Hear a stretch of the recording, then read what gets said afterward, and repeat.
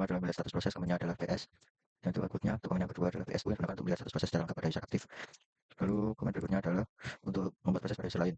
Dan di sini kita dapat titik titik satu, lalu kita klik Ctrl Alt F2, lalu kita sudah masuk ke user yang kedua. Di sini kita gunakan user biasa, lalu kita ketikkan sama titik lagi, maka sini menjadi user kedua. Lalu untuk kembali kita ketikkan Ctrl Alt F1. Untuk kembali ke user 1, kita ketikkan komen PS min U untuk melihat status proses user tertentu.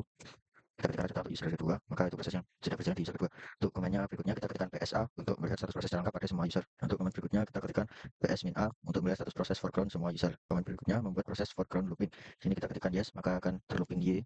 Lalu untuk menghentikannya kita ketikkan Ctrl C. Untuk komen berikutnya membuat proses background looping. Di sini kita ketikkan yes lebih besar spasi /dev /0 spasi dan kita enter, maka sudah terjadi background looping.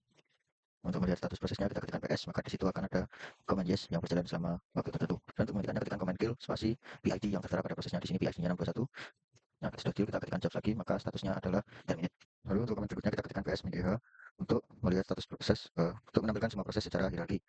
Lalu kita ketikkan PS spasi min EF untuk menampilkan semua proses secara simbolis. Untuk command berikutnya kita akan melakukan install aplikasi terlebih dahulu. Untuk commandnya apt-get spasi install spasi psmisc, kemudian enter, maka tinggal tunggu untuk penginstalannya.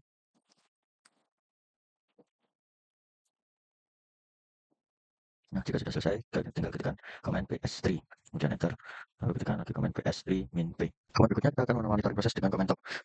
Untuk commandnya kita masuk ke user kedua.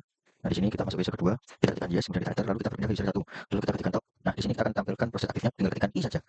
Nah, maka akan tampil untuk proses aktifnya. Untuk command berikutnya, ketika sudah tampil tabelnya saja, kita bisa tampilkan untuk tabelnya saja, kita ketikkan LMT saja, maka akan tampil hanya tabelnya saja yang ditampilkan. Command berikutnya kita akan melakukan renize, mungkin kita masukkan command top dulu, lalu kita ketikkan R, maka kita masukkan PID yang akan diganti. Di sini saya masukkan 558 untuk PID-nya root. Kemudian kita enter, kemudian value-nya kita ganti sesuai dengan keinginan kita. Sudah kita enter, maka nice-nya sudah terganti.